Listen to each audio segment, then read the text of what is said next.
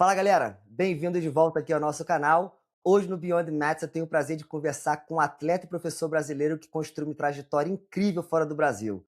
Bruninho Barbosa vive há muitos anos na Malásia, onde construiu um legado forte como professor e segue competindo em altíssimo nível, sendo inclusive campeão mundial master na sua categoria. Vamos falar sobre sua jornada e os desafios de viver do jiu-jitsu no exterior e, lógico, os aprendizados ao longo do caminho. Bruninho, bem-vindo aqui ao Beyond Maths. Para quem não te conhece ainda, não conhece a sua história, por favor, conta um pouquinho aí de como você começou no jiu-jitsu. Professor, obrigado aí por me receber, me deu uma mestre, me deu uma honra Prazerzão. poder falar em português, poder falar sobre a minha jornada em português, ter dado muita entrevista em inglês, mas eu senti essa falta assim, de levar esse meu conhecimento, a minha jornada, né, para a galera do Brasil, né. Então, eu sou o Bruno Barbosa, faixa preta 4 grau, jiu-jitsu, já estou na Malásia há 12 anos, sou campeão mundial Master, fui campeão mundial Master Pena, Master 3, em 2025. Recentemente, em competições, fiquei em segundo lugar no Europeu em 2026, fiquei em segundo lugar no Brasileiro em 2025. Então, fui campeão, 2 vezes campeão asiático da IBJJF também. Então, em competição aí tem tido bons resultados aí no último ano. Sempre na correria, né? Dando aula, treinando. Sempre na correria, sempre E na correria. Acaba de lutar, vai direto para o aeroporto para voltar para casa porque tem que dar aula de novo. isso aí é o lado que a galera não costuma ver, né? A galera vê o Sim, glamour sim. ali, pô, de kimono, competindo nos maiores ginásios do mundo, nas maiores competições do mundo, mas a galera não imagina, acabou a competição, põe tudo de volta na mochila e já volta pra academia para dar aula no dia seguinte. Exatamente, cara. Já competindo no Japão, tô aqui a viagem para o Japão leva de 7 a 8 horas. Pô, logo após do pódio ao tatame, dando aula de novo, menos de 24 horas. É isso E aí, aconteceu isso aquele aí. glamourzinho temporário, né? Parabéns, professor, Sim, campeão. sim. Dia seguinte, 6h30 da manhã, Acabou. tá dando aula. Você abre o WhatsApp lá, tá a mensagem do supervisor, do gerente, tipo, ó, pô, fulano faltou, o cara quer descobrir não veio, o cara quer descobrir cancelou, preciso que você arrume outra pessoa, mesmo, eu tô na área de aquecimento, tem que mandar mensagem para o aluno para ver se cobre minha aula no dia seguinte, porque pô, o cara aqui ia cobrir faltou, então é É, uma batalha de sempre, né, bicho? é assim mesmo, a gente aprende muito conversando com pessoas como você, Bruno. Por isso eu estava amarradão de organizar essa entrevista, a gente tem tentado já há um tempo, Sim, porque você é o tipo de pessoa que inspira muitas pessoas, não só seus alunos, mas a comunidade do jiu-jitsu em geral. E conta pra gente um obrigado. pouquinho como é que surgiu essa oportunidade de sair do Brasil e ir para Malásia. Você foi direto do Brasil para Malásia ou você chegou a passar por algum outro país antes? Pô, cara, então, eu cheguei, a primeira vez que saí do Brasil, eu sempre tive esse sonho de sair do Brasil. Eu lembro que competia no Brasil, na Leste, né, na Liga do Estado do Rio de Janeiro, e eles tinham o troféu Carlos Grace, que o primeiro lugar no ranking ganhava passagem para o Pan-Americano. Uhum. E aí eu lembro que tinha um cara, até o professor da Araguão, Éder Persiliano, pô, ele ganhou de azul Fera e ele foi demais, para os Weber, Estados né? Unidos. Era demais, bravo demais.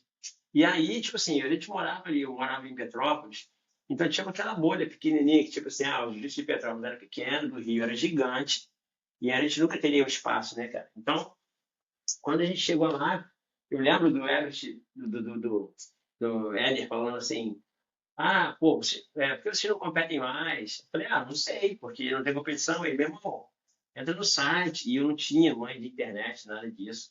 Que ele, não, tem o calendário de competição no site e tal, não sei o quê. Pô, isso aí a gente tá falando de 2000. Então, a gente só ficava competindo ali em Petrópolis mesmo, tipo, entre academias, né? Eles chamavam de triangular, quadrangular, 3 academias, 4 academias e tal, amigas, que fazia aquele amistoso. E aí, quando eu ia pro Rio, era aquilo gigantesco pra gente, né?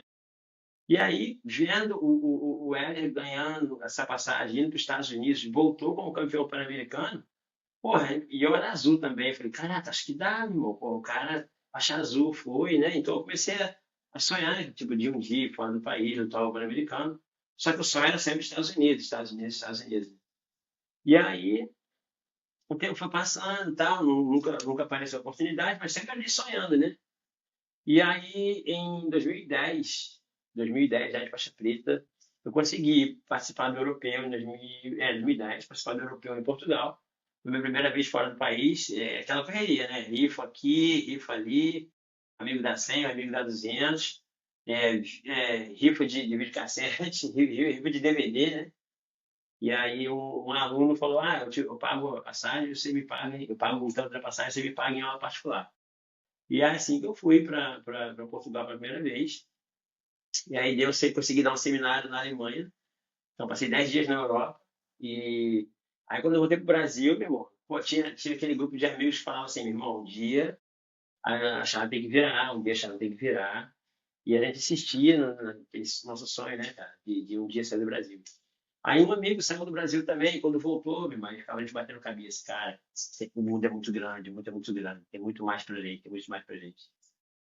E aí, em 2000 em 2008, 2008 eu conheci no campeonato da Copa do Mundo da CBJJE em São Paulo.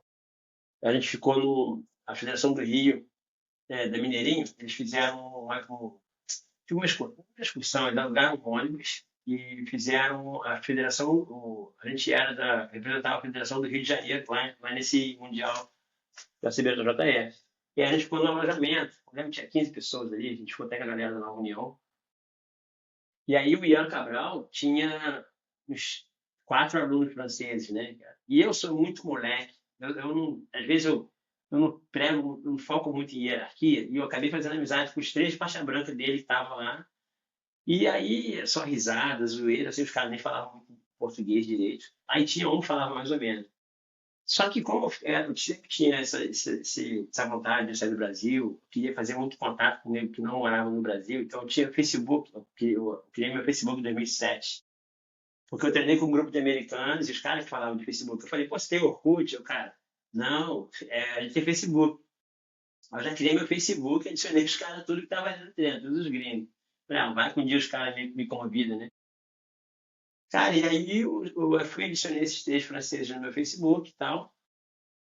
Quando chegou 2012, um deles me mandou uma mensagem. Irmão, é, tem um amigo meu abrindo uma academia na Malásia. Já falei de você para ele. Cara, se você quiser, é só mandar o currículo e a vaga é praticamente sua. E aí eu, pô, quero. E aí já, pô, eu não falava inglês, né, cara? E já arrumei uma amiga que falava inglês. Falei, pô, preciso que você crie um currículo para mim em inglês e para mandar para uma empresa e tal, lá na Malásia. Ela criou o currículo para mim e eu mandei pro e-mail do cara, meu currículo.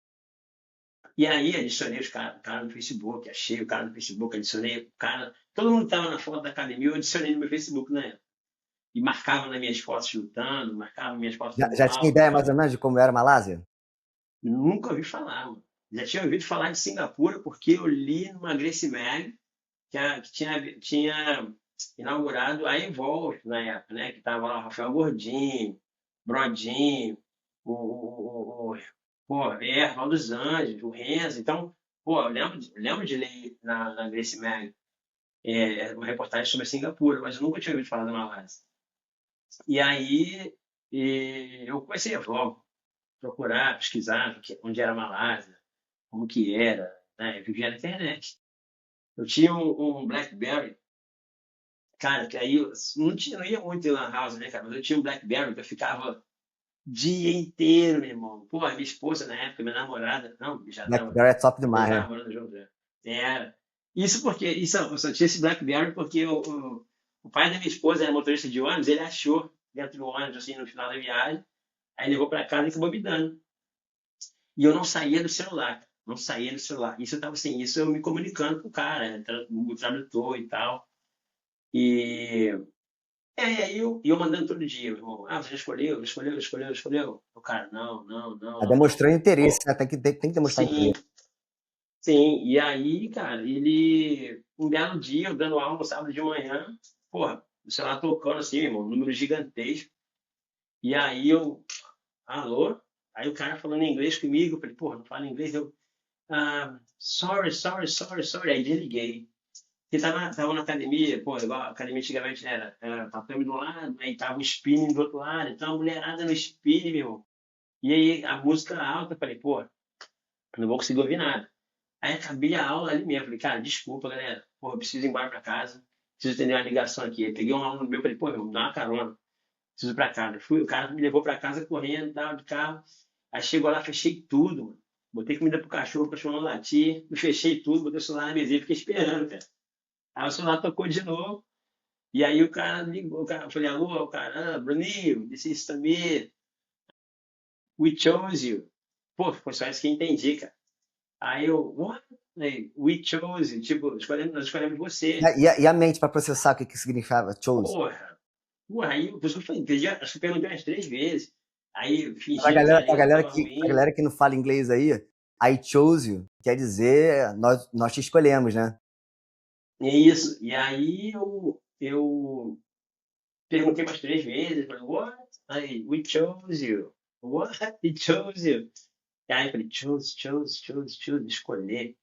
Ah, beleza. Falei, pô, thank you. Porra, aí desliguei, mano. E aí mandei mensagem, desculpa, a conexão tá ruim. O cara, não, sem problema, me manda foto do passaporte, de processar as passagens e tudo mais. Porra, e aí teve vários outros lances, né? Que eu tive que pedir demissão da academia que estava dando aula. E aí acontece que tem um feriado aqui, que é o maior feriado do país, que é o Ano Novo Chinês, né? A galera celebra por 2 semanas o Ano Novo Chinês. E aí, pô, minha viagem estava marcada, foi cancelada. Pô, e aí eu já tinha saído do emprego, não tinha renda, pagando aluguel, só minha esposa trabalhando. Para ajudar, descobri que minha esposa estava grávida. E aí a galera falou, pô, acho que o Bruninho não vai mais, acho que o Bruninho não vai mais. E nisso eu já tinha dado minha vaga de professor dessa academia para outro parceiro de treino. Então não tinha como falar pro cara, porra, a minha parada falhou, eu vou precisar do emprego de volta. Não tinha como fazer isso com o cara. O pessoal E da Malásia tem aí, como é que você respondia as mensagens ou você que ficou naquela de, pô, não vou ficar enchendo o saco? não, eles responderam, porém, o cara falou assim, pô, tem que esperar o novo chinês passar, porque a galera não vai treinar, Ah, entendeu? tinha esse ato A aí galera não do vai ano chinês, treinar. ó. Ou seja, a academia não vai ter dinheiro, então não tem como te trazer agora. Não tinha isso, não tinha faixa preta aqui quando eu cheguei. Então era o dono da academia que era faixa roxa e ele dava as aulas e tal. E aí tá, mas eu falei, porra, não vou mais, mano. Não vou mais. E os caras, e geral me perguntando, né? Eu tinha feito despedida na academia, pô, eu tinha feito quadro pra mim, placa, certificado. Tudo para o serviço prestado para a equipe, pela academia, né, cara? Eu já tinha pedido demissão da academia, já tinha recebido meus direitos e tudo mais, e eu estava começando a ficar sem grana. E aí, um belo dia, o cara foi mandou meu e-mail lá, passagem, pô, graças a Deus. E aí, cara, só vim, né? Só vim. Aí só não falava inglês, então ele foi Rio, São Paulo, Istambul, na Turquia, Istambul, Singapura. E aí, chega em Singapura, aí o cara manda mensagem, pega um táxi, vai para a estação de ônibus, a estação de ônibus, aí chega lá e pega o ônibus tal. Fiz do jeito que o cara falou, fui exatamente por isso que o cara me mandou. E aí eu cheguei com o papel, mostrei e falei, this here, tipo assim, esse endereço é aqui. A mulher, sim, senta e espera. Cara, eu tô lá esperando. Isso era que horas? Tipo, eu fiquei umas 4 horas lá, no ponto de ônibus esperando, Isso era de em manhã, de Singapura. manhã ou à noite? À tarde, à tarde, à Tarde. tarde, Ah, às melhor, 4 melhor. Menos pior, né? Sim, e aí eu tô lá sentado esperando, e gente vem, gente vai, ninguém me chama.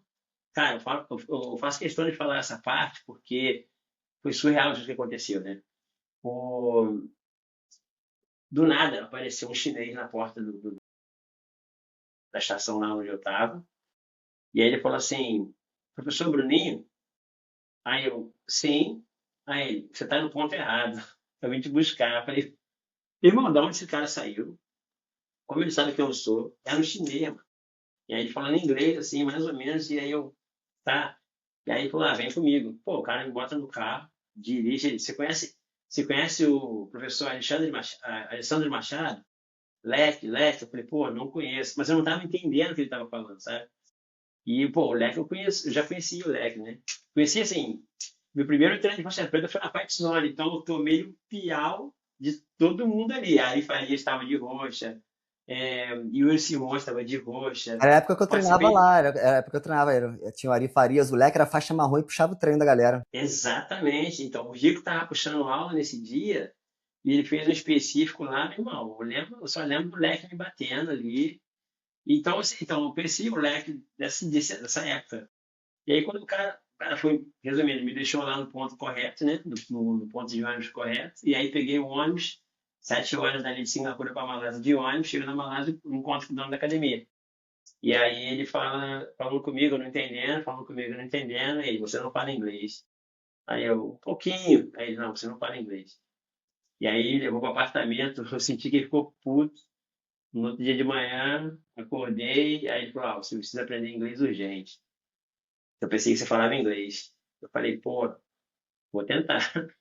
E aí, cara, me esforcei, corri atrás e em 4 meses eu tava falando. Tava me virando já sozinho. Era justamente sobre isso que eu queria conversar agora com você, Bruninho, porque a galera no Brasil, eles sempre acham que no jeitinho eles conseguem tudo, né? Na maioria das vezes que a gente conversa com o pessoal pede oportunidade, né? Pergunta sobre oportunidades de trabalhar com jiu-jitsu fora, e eles subestimam a importância de falar inglês, nem que seja o básico para iniciar uma conversação, né? Para ter um melhor entendimento do que está acontecendo. Conta aí pra gente como é que foi o desafio de aprender inglês e praticamente ter que se virar em 4 meses para não só se comunicar com a galera na Malásia, mas para garantir o emprego.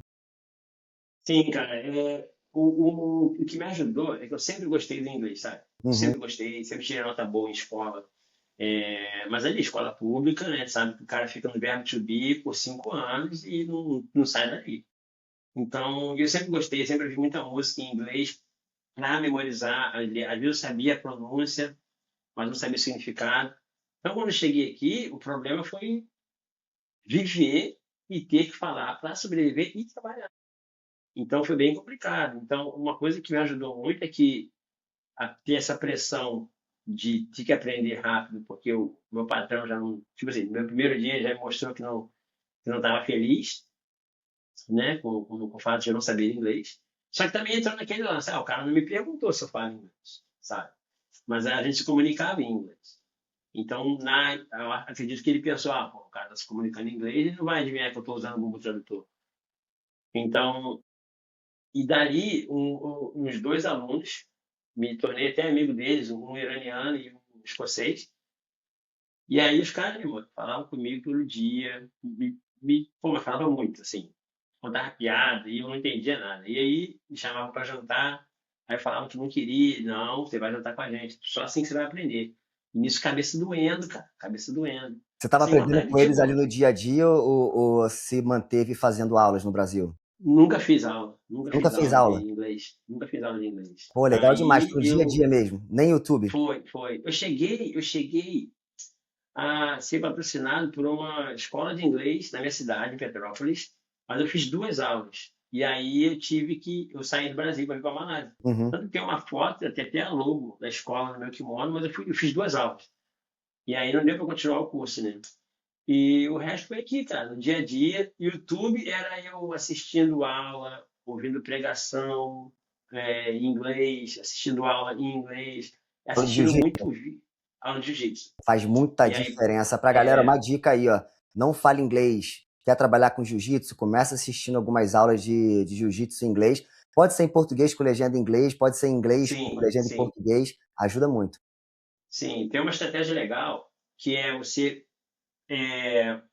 ou assiste em português, tenta gravar, pega um pedaço pequeno do vídeo ali e assiste em português, tenta entender o que o professor está falando e depois, se puder, coloca a legenda em inglês e aí você lê. E se puder colocar o mesmo vídeo com áudio em inglês, já te ajuda, porque você tem uma ideia do que o cara quer dizer ali, entendeu? Você pode usar essa estratégia com o jiu-jitsu ou com uma série, com um vídeo, uma coisa que você gosta, porque o mais importante, cara, é que você não esteja fazendo algo que te deixa entediado, que é forçado e tal, porque você não vai querer estar ali, entendeu? Então, pô, igual essa estratégia foi um dos vídeos que eu assisti na época que eu estava aprendendo inglês. E muitas pessoas que falam inglês, que dão esse tipo de estratégia, esse tipo de dica, eles indicam até o seriado Friends, né? Que você assiste, tipo, você pega um episódio, assiste dublado, pega o mesmo episódio depois, assiste legendado em inglês, e depois você coloca em inglês, mas legendado em português, e aí em inglês, legendado em inglês, mas assim, aquele mesmo episódio, tá? Que aí você vai treinando o teu ouvido, né, cara, que é o listening. É, Que para mim foi a parte vai se mais difícil. familiarizando com as palavras e aumentando o seu vocabulário também, né? Lógico, lógico, porque tem muita coisa aqui no inglês, tipo assim, às vezes tem 5 palavras diferentes para o mesmo significado. E aí cada pessoa vai usar, talvez você vai conhecer 5 pessoas diferentes, e essas 5 pessoas, cada uma delas vai usar uma dessas palavras, né? Então você vai ter que entender que o que a pessoa falou significa a mesma coisa que a outra pessoa falou, mas só usaram palavras diferentes, sabe? E, e foi uma das coisas que fez. Eu também tinha um amigo que me deu um vocabulário em inglês, tipo assim, braço, arm, cotovelo, elbow. E aí, tipo assim, as partes do corpo humano eu memorizei, cara, o corpo humano inteiro. Pega, segura, puxa, empurra, né, levanta, rola. Então, cara, você conseguir memorizar e deixar fluente essa parte, pelo menos o corpo humano, puxa, empurra, segura, solta, levanta. Então, cara, ajuda muito, cara. E eu usei essa mesma estratégia para aprender russo, porque depois da Malásia, eu fiquei 6 meses aqui quando eu vim, em 2013. Eu saí, tive um problema pessoal na família, que a minha esposa estava grávida, então, pô, ficou difícil para. O final da gravidez ficou um pouco difícil para ela. Aí eu acabei pedindo demissão e voltei para o Brasil. E aí, meu filho nasceu, e aí, cara, depois que meu filho nasceu, tava eu e minha esposa, lembro como se fosse antes. Eu e minha esposa na cama, assim, cara, com o nosso filho no meio entre a gente. E aí, eu recebi uma mensagem no Facebook de um cara do Quirguistão que estava abrindo uma academia lá e estava procurando um professor. E aí ele falou: eu sou fulano de tal, já treinei jiu-jitsu com fulano de tal, sou faixa branca, porém estou abrindo uma academia aqui, tal, tal, tal. E eu estudei na Malásia, na universidade aí, treinei com algumas pessoas, os nomes que ele mencionou são pessoas que eu já treinei, eu conhecia. E aí eu olhei para minha esposa e falei assim, cara, tem essa oportunidade aqui, o que você acha? O Né? cara do Você Quirguistão tá... abriu uma academia na Malásia. Não, no Quirguistão. No Quirguistão mesmo. Ah, vocês tinham que se conhecido na Isso. Malásia. Não, a gente conheceu pelo Facebook Pode novamente, tipo crer. assim, de novo, outra oportunidade veio através do Facebook. E aí eu olhei para minha esposa e falei, cara, esse cara aqui abriu uma academia no Quirguistão, ele estudou na Malásia, então ele voltou para o Quirguistão, ele aprendeu jiu-jitsu na Malásia, Ah, mas ele agora eu entendi a conexão. não, desculpa. Então ele aprendeu jiu-jitsu na Malásia, enquanto estudava na universidade aqui. E aí, quando ele voltou pro país dele, no Quirguistão, ele decidiu, pô, preciso treinar jiu-jitsu. Então, a família tinha condição, ele foi abrir uma academia, só que não tinha instrutor. E aí ele me viu, de repente deve ter associado, porra, ele tá na Malásia, agora ele tá postando foto do Brasil, ele deve estar lá. E aí ele me convidou. Eu olhei pra minha esposa e falei, o que você acha? Você tá desempregado aqui, né, cara? E o bebê acabou de nascer. E aí eu fui, cara. E aí eu fui, aí chego lá, pô, ninguém fala Já falando inglês. inglês, né, Bruninho? Já falando inglês, Há já muito falando mais inglês. segurança para você aproveitar as Já, pô, oportunidades, é. cara, sem dúvida nenhuma, se sente até um pouco de poder, sacou? Tipo de, não, eu faço, vou onde eu quiser, faço o que eu quiser, sabe? Sozinho, né? Você tem essa independência, né? Então ela vai em algum país desconhecido, pô, e quando eu joguei no Google onde era que eles estão, as imagens que apareceram para mim eram imagens da revolução que teve lá no país, acho que em 2010, 2012. Então, tipo, o próprio governo mandou matar 200 pessoas, matou 200 pessoas durante o processo de revolução. E aí eu, caraca, onde eu tô indo, irmão? Só que, tipo assim, um país lindo, cara. Um país lindo. Pessoal, pô, muito acolhedor também, sabe? De novo, um país muçulmano também, como na Malásia, né? Então, eu tenho que me policiar muito de como me comporto, não posso andar sem camisa na rua, não posso tirar a camisa dentro da Mas academia. a galera é muito respeitosa, né? Eu ali em Dubai, Sim, quando eu morei em Dubai, eu tinha muitos alunos do Quirguistão, Quirguistão, Daguestão, Chechênia. Enfim, essa galera é uma uhum. galera, um povo muito respeitoso. Sim, cara, sim, eu já tive, pô, já teve motorista de táxi que se recusou a receber a corrida porque eu estava ensinando o povo dele, entendeu? Ele falou, não, você é professor, não quero seu dinheiro, não, você está aqui ensinando meu povo. E, tipo assim, como você explica coisas assim, É, são sabe? acolhedores, é E, né, acolhedores demais. É diferente não, explicar isso aí pra galera. Então, a galera, pra não, quem tá no Brasil e não fala inglês ainda, mas começou a fazer um curso e acha que ainda não tá dominando a conversação, tente aprender pelo menos o básico para se comunicar, né? Entre começar uma conversa, iniciar de repente uma negociação, porque a conversação você vai aprender praticamente ali no dia a dia, né, Bruninho? Sim, cara. É E importante você ter uma base, mas a conversação mesmo ali você aprende no dia a dia. o dia a dia é o teste de fogo, né, cara? Pô, eu na Malásia, eu passei tipo um mês comendo no mesmo restaurante, pedindo o mesmo prato, porque não sabia pedir outra coisa, não sabia me comunicar em outro lugar. E nesse restaurante eu fiz amizade com o garçom, então tudo aqui é muito apimentado, tirando a comida árabe e algumas da comida chinesa. Então eu só confiava em um garçom e em um restaurante. Então, a não ser quando eu saía com alguns amigos, os amigos, né, ele me levava para comer em outros lugares, e aí eles já pediam para mim sem pimenta, ou hoje tinha comida árabe. Então, por conta de não saber o inglês, não dominar o inglês, eu fiquei nessa, cara. Era arroz com frango frito, né? Tipo, no Brasil parece muito mexidão. O cara bota uns vegetaizinhos ali, aí frita o frango, arroz, cara, foi um mês comendo isso, entendeu? Conta um pouquinho E muito. disso aí pra gente, Bruninho, porque aí Desculpa te cortar, só pra gente entrar nesse Nada. assunto aí, porque o pessoal sempre pergunta como é a adaptação morando num país diferente, né? Saindo do Brasil, morando num país completamente diferente, principalmente como a Malásia. Conta aí pra gente como é a Malásia em termos de cultura, porque é bem miscigenado, tem uma mistura de culturas muito grande, tem muitos asiáticos, tem muitos muçulmanos, tem muitos cristãos, tem muitos hindus. Conta aí pra gente como é que foi a adaptação, porque assim que você passou a se comunicar melhor em inglês, acredito eu, que você passou a receber muito mais convite dos alunos. Vão sair para comer, vão sair para dar uma volta, vão sair para dar um rolê. E aí você passou a ter que experimentar comida diferente, conversar com a galera de uma cultura diferente, religiões diferentes. Como é que foi essa adaptação na Malásia com essa mistura de culturas toda? Aqui não, você está na casa dos outros, você tem que respeitar. Primeiramente, esse chega essa cabeça, né? Que eu não estou em casa. Não é a minha casa, então eu não posso viver na casa com os meus hábitos de brasileiro. A primeira coisa é saber chegar. Então, quando eu cheguei aqui, lógico, né? Tirava a camisa, o cara, pô, não pode, mano, aqui não pode. Então, eu fui aprendendo aos poucos. O país é muçulmano, ponto. Mas ele é formado pelas três raças, né? O malês, o chinês e o indiano. Porém, o país, e como ele se vê, o país é dos malaios, né? Então, os indianos e chineses chegaram depois e eles têm que se adaptar ao país, às regras do país.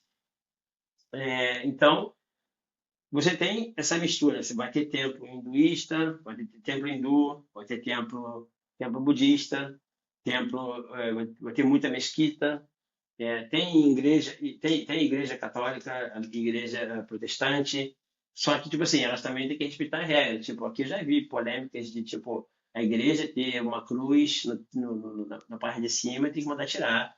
Não pode, porque o presidente é muçulmano, então é a religião majoritária do país, então tem que ter esse respeito.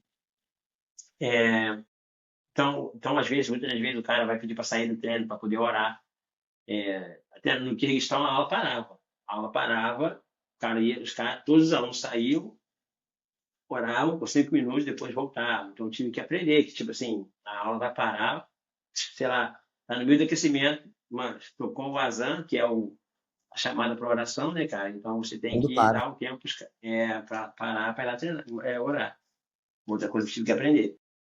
E depois, cara, muitos homens não vão treinar com mulher, não vão nem tocar na mão das mulheres. Não tem essa de, tipo, você chegar e, pô, vai rolar com a menina ali, os faixa preta, tô mandando. Não, não vou, mano. Entendeu? Não tem essa aqui, sacou? Chegava aqui, pô, eu lembro que o cara ficava rotando, assim, e aí eu falava, paga 50 aí, paga 20, vai ficar rotando. O cara, ué, qual o problema? Aí eu, pô, ficar rotando? Aí ele, sim, qual o problema? Meu corpo tá pedindo pra rotar, eu vou rotar.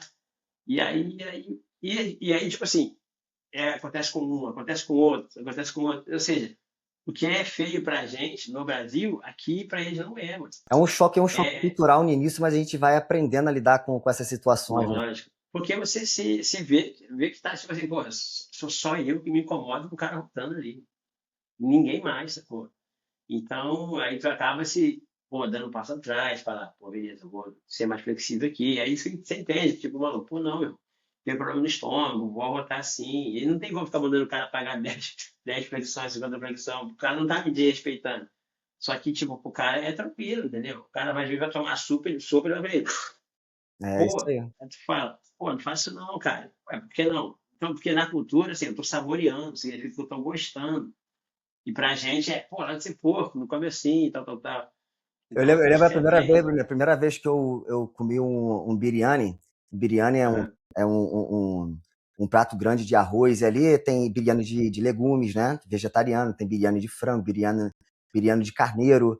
Enfim, na primeira vez era uma cerimônia de pós-casamento, e eles tinham vários pratos gigantes de biryani no chão, né? Todo forradinho, bonitinho e tudo mais.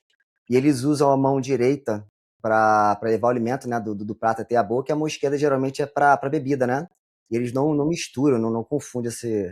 E eu não sabia, então ali eu misturava tudo, tava com as mãos sujas, não tinha comido com a mão ainda.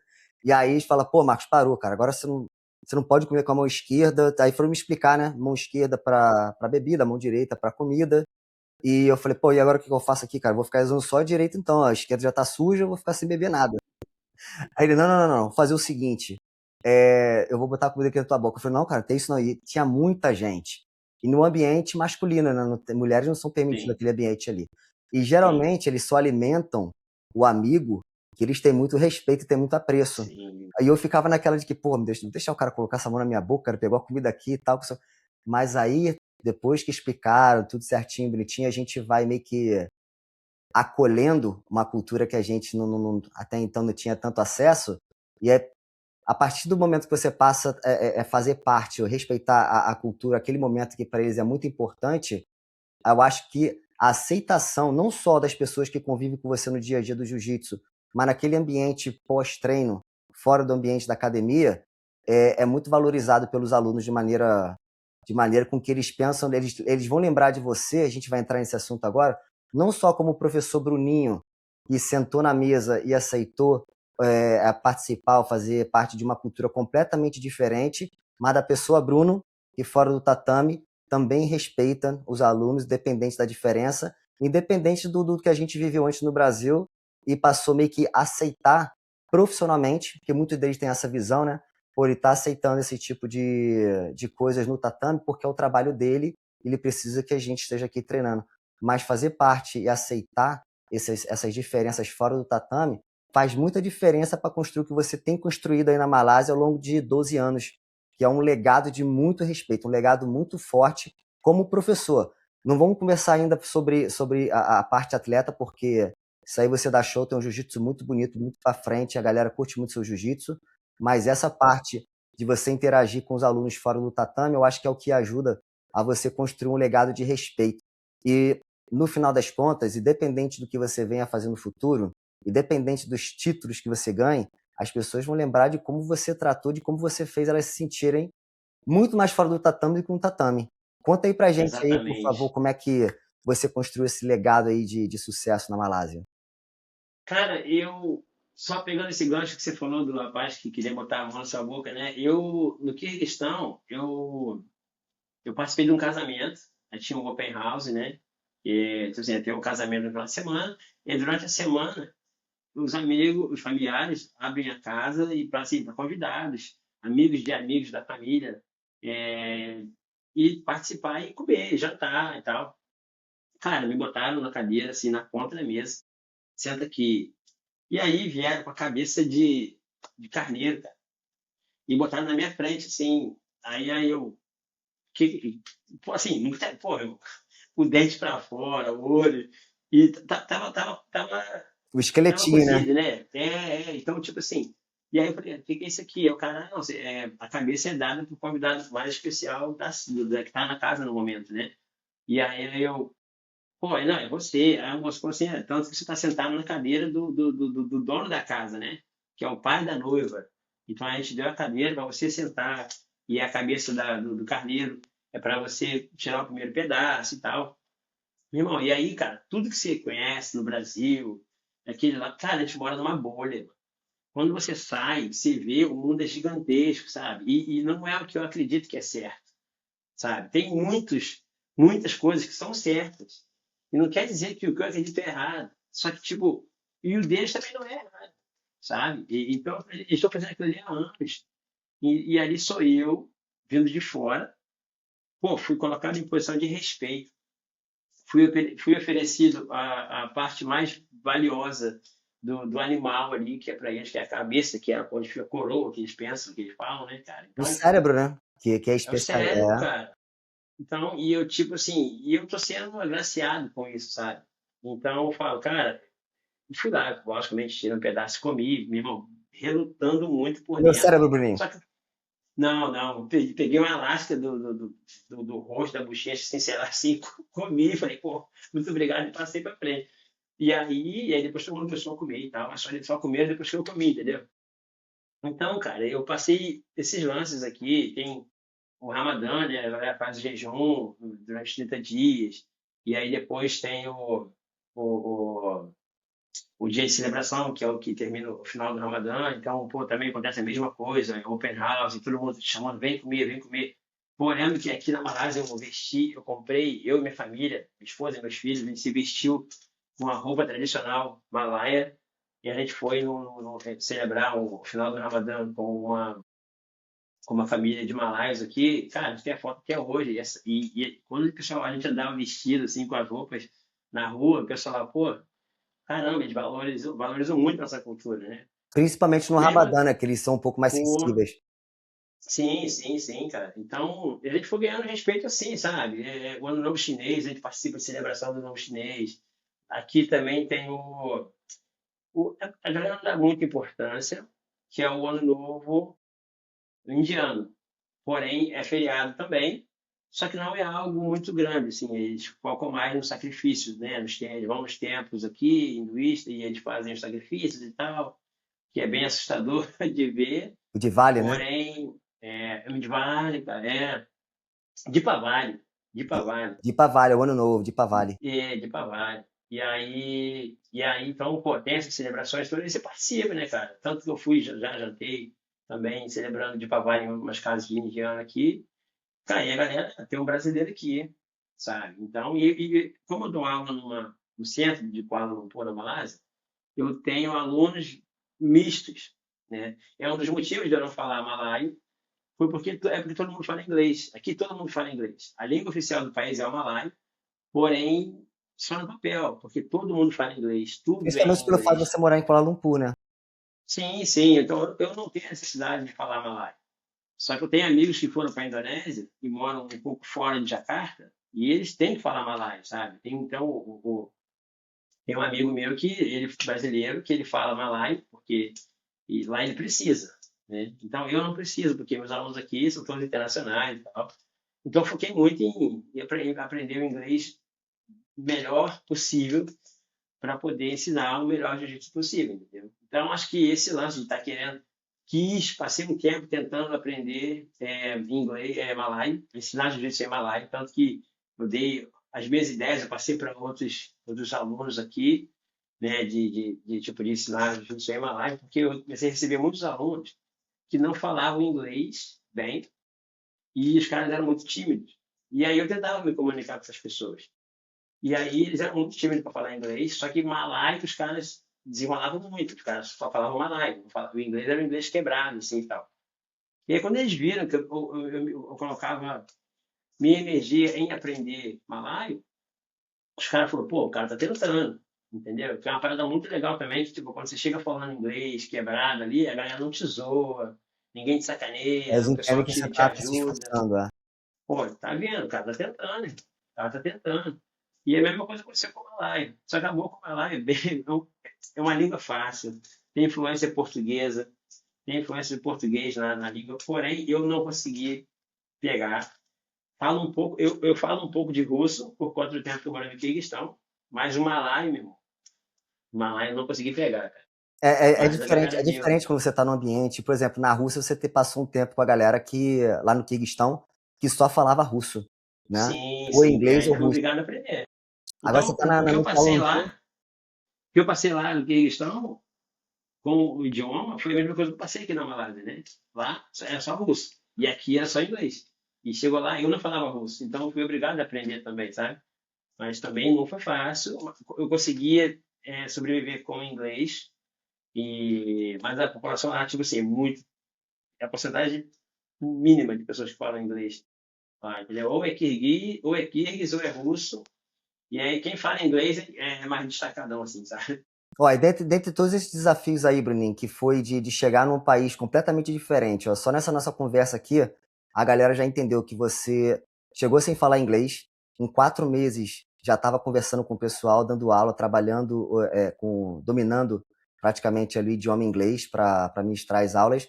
Daí você teve que praticamente meio que aceitar 3 etnias diferentes, ou pelo menos entender, compreender etnias completamente diferentes daquelas que você era habituado no Brasil. Você teve que conviver com os malaios, com os chineses e com os indianos. Todos juntos num país só. Kuala Lumpur, que é uma cidade multicultural, pessoas do mundo todo lá trabalhando, visitando a cidade. E, lógico, tendo que fazer parte de grupos que até então a gente não conhecia, ou não tinha tanto entendimento no Brasil.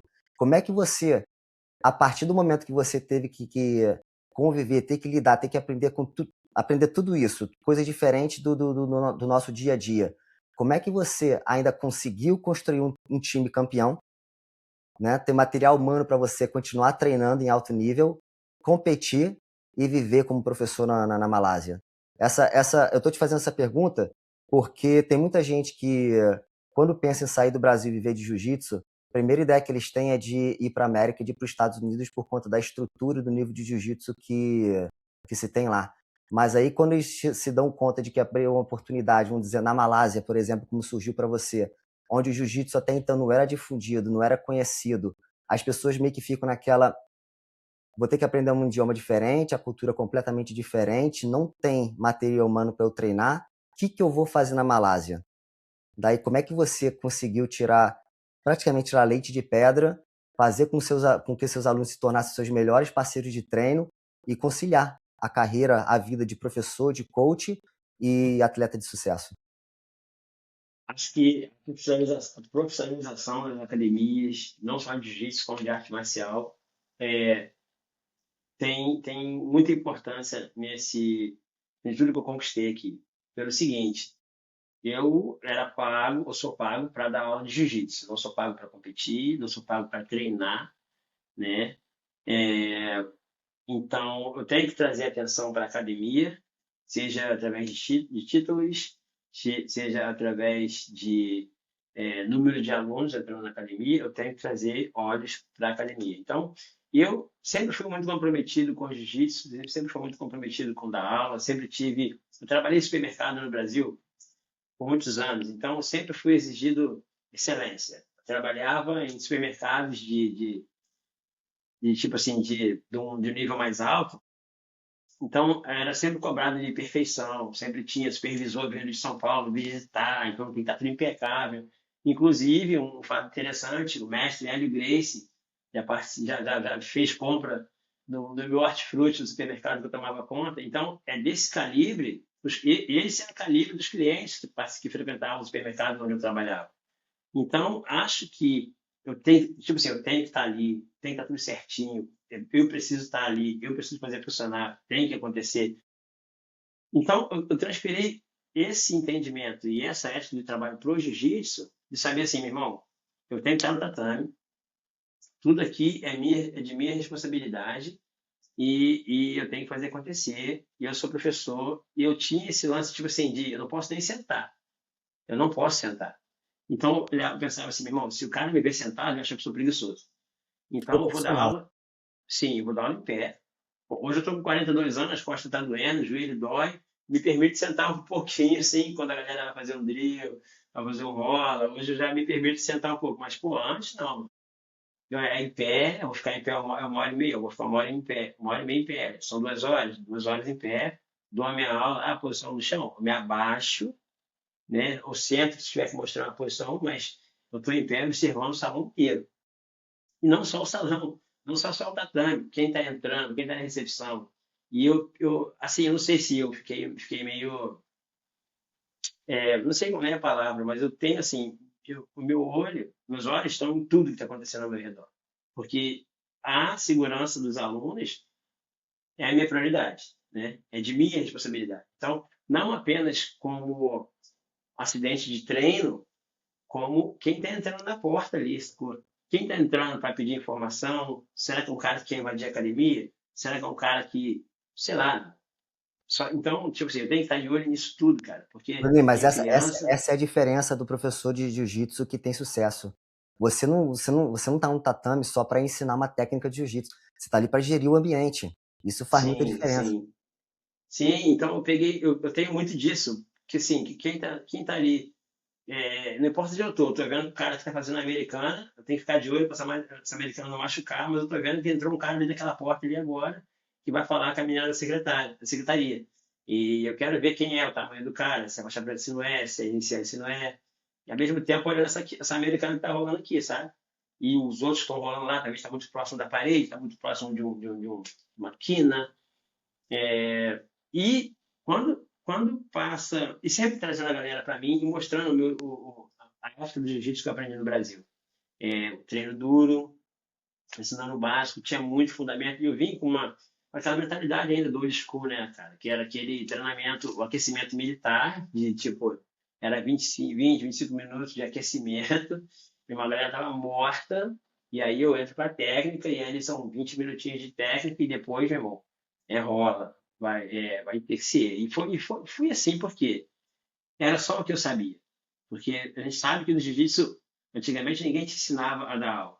Você copiava aquilo que era feito com você. Pelo menos em academias menores, que é de onde eu vim, a gente só sabia o que a gente fazia ali, né? E certo ou errado era o que eu tinha. Então, quando eu vim para cá, era isso que eu fazia. Tanto que hoje meu estilo mudou, eu estou muito mais tranquilo, vamos dizer assim, e a galera, pô, você mudou teu estilo, você não é mais hardcore como era. Cara, eu tinha 20 e poucos, 29 anos quando eu cheguei na Malásia. Hoje eu tô com 42. Então, eu acho que eu evoluí de uma forma que ainda consigo produzir campeões e consigo treinar casca grossa também. Consigo treinar O quem não quer jiu-jitsu ser casca o grossa. jiu-jitsu evoluiu, as metodologias evoluíram, mas você chegou lá com o que você sabia, você passou para o conhecimento que funcionou para você. Então, não tem, Sim, tem nada sim, de errado com isso. Acho que hoje em dia a galera confunde muito o que é melhor, né? É o old school, o new school jiu-jitsu, né? O jiu-jitsu das antigas, o jiu-jitsu de hoje em dia. A gente vai aprendendo, a gente vai evoluindo, tanto como atleta como professor também. E a gente vai aprendendo com pessoas como você. A gente sabe que existem outros metodologias de aula nas academias, sim, e hoje em dia a maioria das academias elas possuem um currículo para iniciantes, para nível intermediário, para nível avançado. Existe a metodologia, as terminologias que são completamente diferentes. Antigamente, eu sim, lembro sim. de chegar numa aula de judô, aqui fora já acho que foi a primeira vez que eu fui numa aula de judô mesmo, foi em Dubai, e o professor perguntou, como é que você chama isso aqui no jiu-jitsu? É queda. E Putz, essa aqui? É queda. É queda também. Mas, pô, e essa aqui também é é queda. Pô, variação. queda é queda. Mas É aí, variação da outra queda. mas hoje em dia a gente já tem a terminologia. Toda queda tem um nome, todo estrangulamento tem um nome, todo a chave de articulações, né, os armlock, a chave de perna tem um nome para determinada posição e a gente vai evoluindo com o tempo. Mas continua aí, Bruninho. Eu te cortei aqui agora para fazer essa analogia. Bom, hoje eu tenho dificuldade para ensinar em português por conta de exatamente o que você falou, das terminologias, da metodologia que às vezes eu não sei aplicar em português por não ter nomenclatura muitas das técnicas, né, cara? Quantas vezes a gente já viu, vai na minha, vai na minha, aquela lá do Tiaguinho, tal, não sei o quê. Pô, essa é as frases que o cara tá falando, ou é uma passagem. E quando fala assim, pô, pega naquela que eu gosto. O cara já sabe que, tipo assim, é a posição que eu gosto. E é assim que a gente fala na academia, sabe? Então, eu fui dar um seminário de guarda de lapela no Brasil. Cara, eu falei com os caras, falei, cara, desculpa, agradeço a presença de vocês, mas eu não sei como que eu vou ensinar vocês sem usar o nome das posições e pegadas que eu preciso mostrar, e só que não tem nome em português. E é muito complicado você falar. Assim, acho que você falar warm guard em inglês soa menos estranho do que você falar guarda-minhoca em português, sabe? Então, eu senti muito essa dificuldade de chegar no Brasil e ensinar coisas que, tipo assim, cara, eu tô no Brasil, eu tô fora do Brasil há muito tempo. E agora eu não sei como ensinar em português porque eu não lembro, ou não sei, ou nunca teve nome. Muita posição nunca tinha, nunca teve nome, tá? Eu nunca aprendi. Então, eu tenho que reaprender de novo, ensinar em português, e me sinto mais confortável ensinando em inglês, né, cara? Até E no quando. início da nossa entrevista aqui, você comentou que é legal demais conversar em português com alguém. E às vezes as pessoas elas fazem essa brincadeira assim, pô, você tá morando fora, esqueceu de falar português, mas não é que você esquece de falar português. É que algumas palavras elas somem mesmo pelo fato de a gente estar sempre conversando inglês com todo mundo o dia inteiro, todos os dias. Algumas palavras em português meio que fogem da mente assim, você meio tem que fazer um made up, tem que fazer um improvisar na hora ali para Sim, a sim. conversa fazer sentido. Sim, acontece direto, cara. E eu aprendi inglês com, pô, 29, 30 anos de idade, né, cara? E aí eu tive esse. Eu prometi para mim mesmo, né? Meu filho vai aprender inglês o mais cedo possível. Tanto que consegui. E o inglês é o primeiro idioma dele, a primeira língua dele, né? Depois vem o português. E a gente conversa como o pessoal conversa aqui, misturando os idiomas. Então a galera que está falando em malaio, é malaio em inglês. Está falando Legal demais. mandarim, é mandarim em inglês misturado, né? E eu e meu filho, a gente fala português e inglês misturado. Ele é brasileiro, nasceu no Brasil, porém foi criado na Malásia desde 1 ano de idade, de 1 a 12.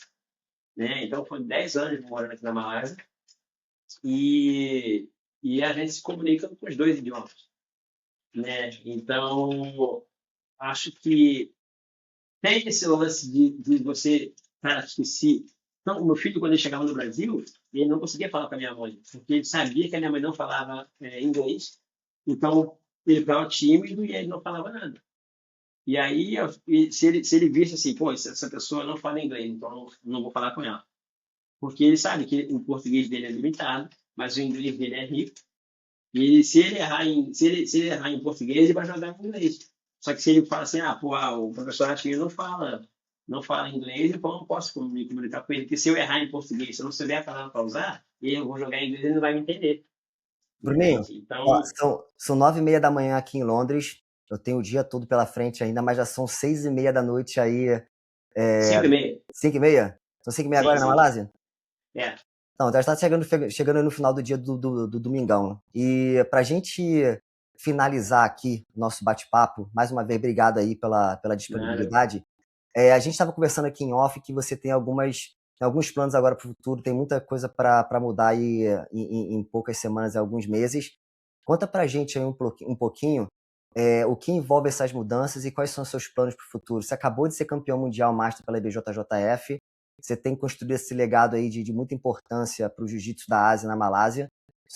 Então fala aí para a gente aí, por favor, qual é o seu Tá? plano para o futuro agora? O que, que o Bruninho tem em mente? Que falta para você realizar? O que você vai fazer daqui para frente? Eu nunca me vi como esse campeãozão, né, cara? Gigantesco, sim, igual muita gente foi, muita gente é, assim como você, né, cara? Nunca me vi muito. Eu nunca tinha título grande, né? O maior título eu vim conseguir aqui em 2017, pelo Asiático do JJF do Japão, em 2017. E esse era o meu maior título, né? Por mais que eu compita muito. E uma coisa que eu preciso falar que me ajudou a desbloquear a mente quando quando se fala em dar aula e competir. Eu li uma entrevista do Roger Gracie, onde ele falava que foi campeão mundial só treinando com os alunos coxa branca dele, né? E então eu não esqueço essa entrevista. E aí, quando eu cheguei na Malásia, eu vi que eu não tinha faixa preta para treinar. Era para os meus alunos. Então, cara, eu falei, o Roger, eu não sou o Roger Gracie, não sou nada perto do Roger Gracie, mas eu falei, pô, tem ali, ele mostrou que tem um caminho, ou seja, dá para ser feito.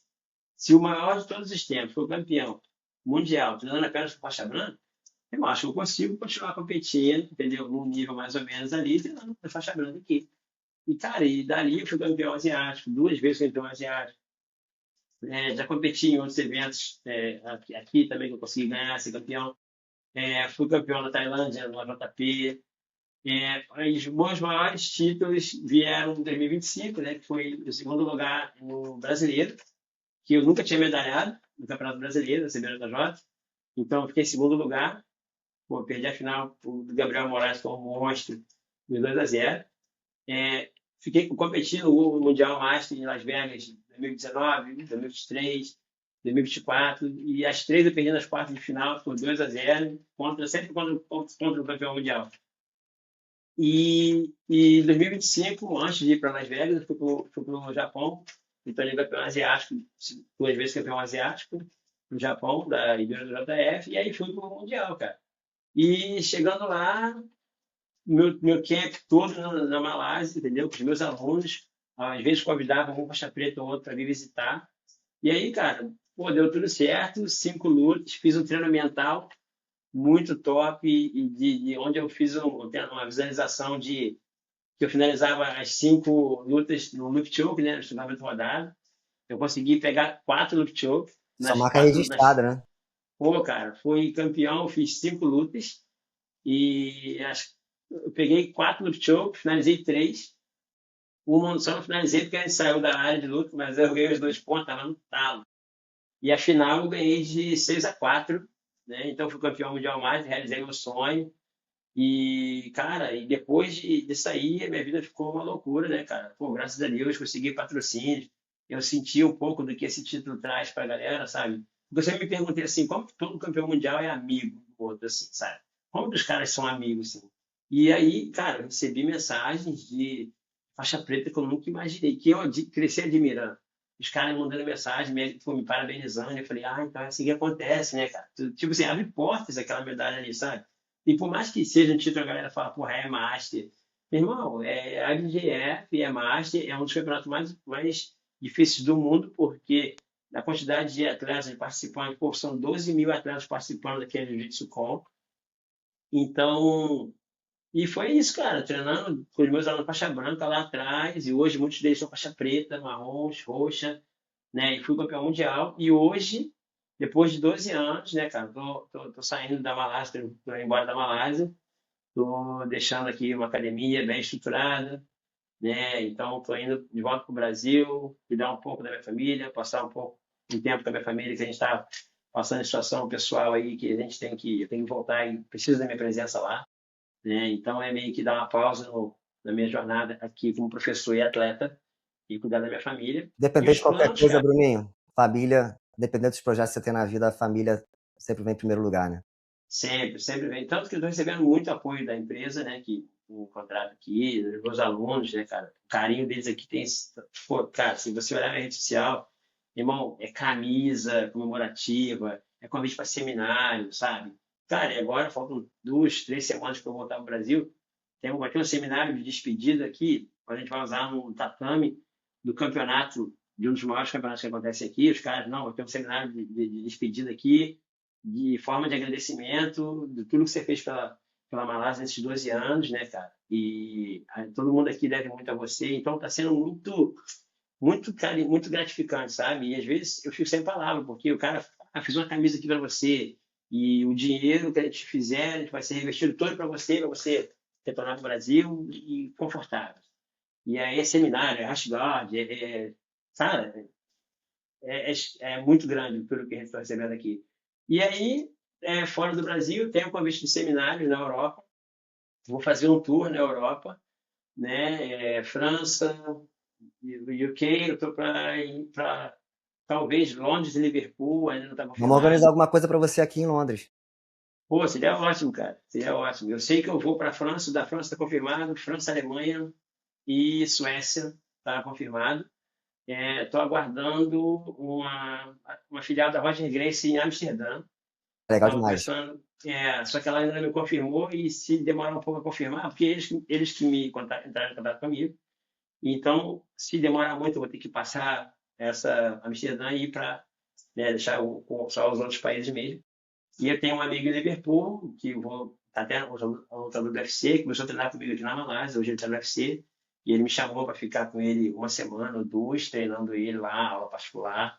Não é seminário, mas tem um amigo em UK, em Londres, né, da Pure Jiu-Jitsu, que, né, tem interesse de fazer um seminário lá comigo. Então, esse seria no mês de junho, né?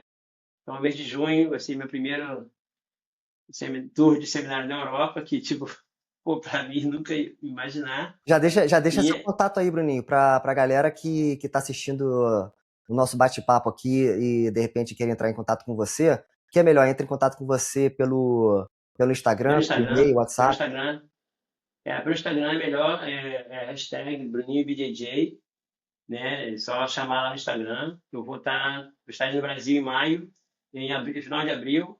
Tem uns 2 seminários em abril já, pô, graças a Deus, cara, sold out. Já venderam todas as vagas, né, no seminário de abril.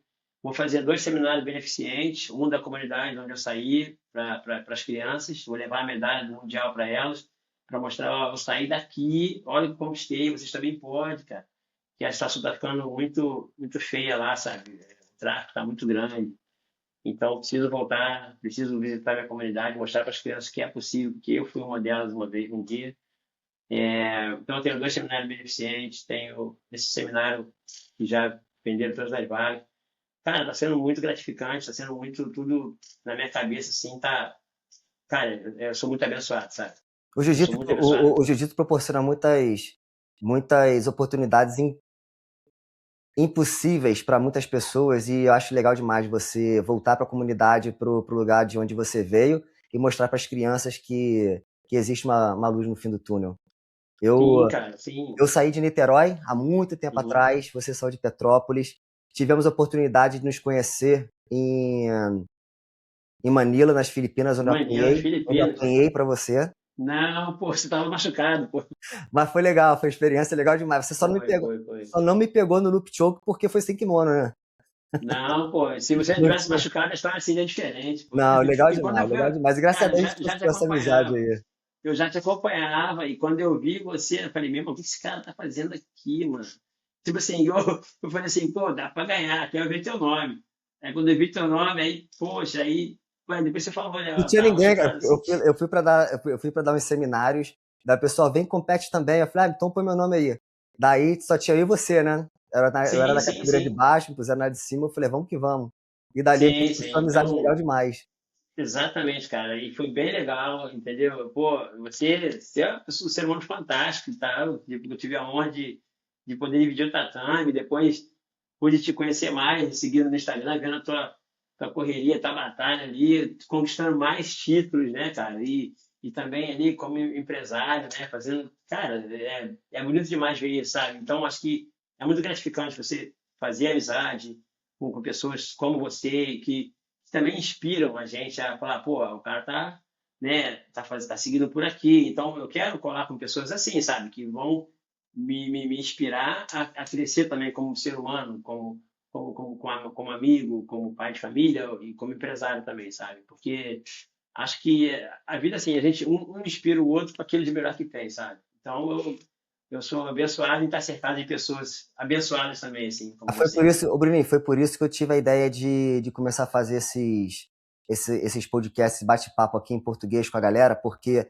eu me inspiro muito, porque muita gente pergunta se por algumas vezes já não passou pela cabeça de desistir, fazer alguma outra coisa, e para ser bem sincero, várias vezes já passaram, né? Várias vezes já Muitas pensei em vezes. fazer outras coisas, porque a vida vai te desafiando de maneira diferente, você meio que tem que se reinventar o tempo todo. Mas vendo histórias aí como a sua, como a do Marco Canha, que eu tive. Né, a gente cresceu junto treinando lá na Fight Zone Rio, mas a gente teve a oportunidade de conversar aqui no episódio passado. E o Marco Canha construiu um dos melhores times, não só da Inglaterra, mas da Europa toda, né, em muito tempo de trabalho, dedicação, esforço.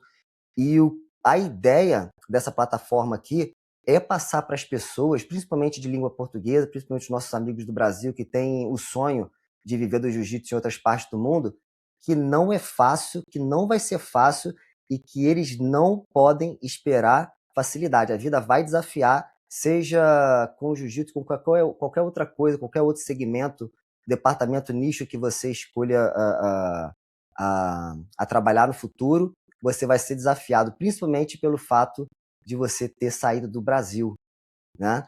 Muita gente acha que, pô, eu sou brasileiro, a galera vai curtir, porque o Não brasileiro é vai. muito simpático, o brasileiro é receptivo. O brasileiro é receptivo, mas o mundo não é tão receptivo assim com o brasileiro. Não, não é. E você vai ter que se A reinventar galera e fora do se Brasil equilibrar. não existe essa de o sensei, o discípulo. O cara hoje ele paga treinando contigo, amanhã ele vai pagar o outro e vai treinar com o outro, entendeu? E isso aí é, é normal, sabe? Uma coisa que o cara não é creonte, o cara não te traiu, o cara só não quer treinar com você, pô, entendeu? Então, uma coisa que quando a gente sai do Brasil, a gente fica com essas coisas enraizadas. Tenho falando com um amigo meu aqui que às vezes você tem que meio que se desconstruir, se ter aquela batalha interna ali mental, porque tipo, eu tive um conflito de ideias, porque o jiu-jitsu estava evoluindo, e aí eu tenho que entrar naquele confronto interno de tipo, meu irmão, eu acredito e venho fazendo isso aqui há 20 anos. Só que isso aqui já não dá. Eu, com isso aqui, não consigo mais andar para frente. Né? Eu buscar aqui onde eu estou. Então eu tenho que meio que tipo assim, peraí, para, respira fundo, vamos analisar esse lado aqui e ver o que eu posso tirar de bom disso para continuar com, talvez, sei lá, 40% do que eu já faço e completar com o que está acontecendo, entendeu? Então, essa mente aberta que a gente tem para aprender uma técnica nova e tal, também você também tem que ter quando se fala de business para o jiu-jitsu, quando se fala de metodologia de ensino, quando se fala de, tipo assim, do aluno, hoje ele está com você, amanhã ele não está, entendeu? Então, ele não te pertence, sabe? Então, é muita coisa que a gente, como professor, você está ali como figura de liderança, então você tem que estar sempre se atualizando. O que você sabe não é verdade absoluta, entendeu? Então, você vai sim se questionar muitas das vezes, falar, meu irmão, tá certo isso aqui? E a casca grossice não vai te tirar da estagnação, entendeu? Com certeza. É sentar, estudar, conversar com pessoas que fizeram, que estão fazendo o novo, tirar dúvida, entendeu? E ser mente aberta, botar a faixa branca na Continuar cintura e aprendendo, né? falar, Dentro e fora do tatame ali, sempre, independente de qualquer coisa. Bruninho, sempre, sempre. eu tinha me programado aqui para 30 minutos de bate-papo com você, mas curti Nossa, demais, desculpa, aprendi mestre. demais, que prazer, velho. Eu tenho certeza que a galera que está assistindo a gente aqui agora também, porra, aprendeu muito, curtiu bastante. Para finalizar, deixa uma mensagem aí para a galera que está assistindo a gente agora. Mestre, muito obrigado pela oportunidade. Galera, vocês estão assistindo, cara, continua apoiando Beyond the Mat. Confia no trabalho de vocês, busque aprendizado. Não é só técnica, não é só sair na porrada. Tem muito mais por trás desse jiu-jitsu que a gente ama tanto, entendeu? Aprenda a se comunicar, aprenda a dar uma boa aula. Ah, poxa, hoje não tem mais desculpa de que não sei. Tá tudo ali, tá tudo aberto. Você abre no YouTube, você abre no Instagram, vai ter alguém ensinando. Então, anotem ideias, discutam ideias, façam perguntas, entendeu? E, cara, o mundo é muito grande e tem espaço para todo mundo. E, cara, se eu conseguir, mano, porra, você também consegue, cara, mas vai ser desafiador. Abraça a guerra, leva pro chão.